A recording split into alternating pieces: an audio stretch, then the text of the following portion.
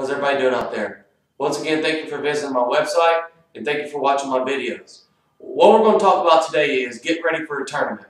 Whether you've got the day before a tournament, a month before the tournament, whatever. We're going to cover both cases. All right, first thing that you want to do, regardless of when your tournament is, but you want to do this at least a couple weeks or a week in advance. You want to get a map. Map is great to have. You don't have to get on the water. You can sit on your couch. You can sit in your garage. You can at work, whatever you're doing, and you can look at the map. The map that I have here is made by Hook and Line, and it's for a tournament that I have coming up in 3 weeks with the EverStart series. These maps are great. Somebody has went out. A group of people have went out. They've went all over the lake, and they found places for you to fish. And what the map does is it already has pre-positioned places that you can fish. It's got it for each month of the year, well, which places are best for whether it's January, December, July, whatever the case may be. They also tell you what baits are best that time of the year.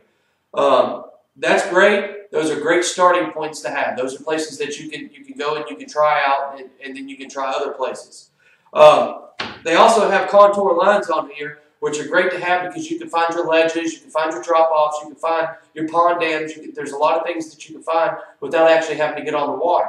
And then you can go ahead and you can plan this out. You can have a plan of attack before you get out there. Something that I like to do is I like to sit in my garage with my sonar, with today's technology and the GPS and the downscan, side imaging. With all this new stuff, there's a lot of great tools available for you to get out there and find great places to fish. So what I'll do is I'll sit out in my garage and I'll look at the chart and I'll study the lake and I'll compare the chart with my map, and I'll go ahead and mark waypoints on my Lowrance that I have, and in conjunction with this map, so that I already have places marked on my sonar that I can get out there and fish them. Now, with today's technology, with these side imaging downscan, when you actually get on the water, use it. Use the structure scan, use your down scan, find places to fish that you can't see above water. Right now with the winter pattern going on and the fish are moving deep, you can't see the structure that you need to fish. So get out there, get in 25 foot of water, 15 foot of water, and find those fish. Now when you get out there, remember one of the core values that I have, and that's have fun. Have fun when you're practicing. Throw everything. When I pre-fish for a tournament, I'll take 12 rods, if not more than 12 rods. And all of them have a different bait tied on. Get out there, throw your jigs, throw your Texas rig, your Carolina rig, throw spinner baits, find the top water bite, throw a lot of different baits, a lot of different techniques so that you can be versatile when it comes to your tournament. Because if you only get out there and you find one or two patterns that the fish are fighting on, when you get out there for your tournament, those patterns may not be there anymore. They may not be biting that pattern anymore. So find multiple patterns. Find at least 3 to 5 patterns. Anything more than that is better. Now, if you've got a couple weeks, if you've got a month, if you've got a couple months prior to a tournament, get out there and fish like you would any other day. Stick the fish hard, fight them, have a good time with them, just have fun, okay? Because you've got plenty of time for those fish to recoup and get ready and be ready for your tournament. They'll bite again for your tournament. Now, if you've only got a couple days prior to your tournament, now I fish tournaments where the lake's been completely off limits up until 3 days prior to the tournament. Now, those 3 days prior to the tournament are practice days.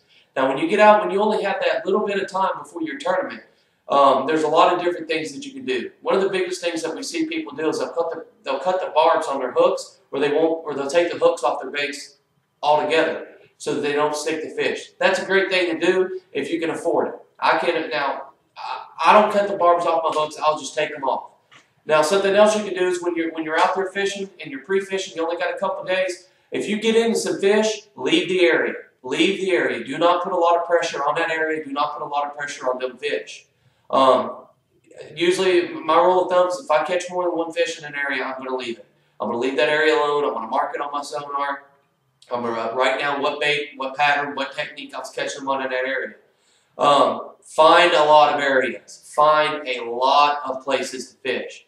Now, you may find a lot of places, but during your tournament, you may spend all day in one place, which is great if it's producing a lot of fish. But you need to have a different place to go for if that place fails or if somebody else is on that place when you get there. Okay, so it goes back to having more than one pattern, more than one technique. You want to be able to be versatile. Biggest thing is have fun. Even if you've got a couple days prior, throw a lot of baits, find a lot of places. So, in conclusion, the biggest thing that we need to think about when we're practicing for a tournament is be versatile. Throw a lot of baits, find a lot of places. Once again, thank you for visiting my website. This is Bill Allison Sr., and we'll see you next time. Stay tuned for more videos.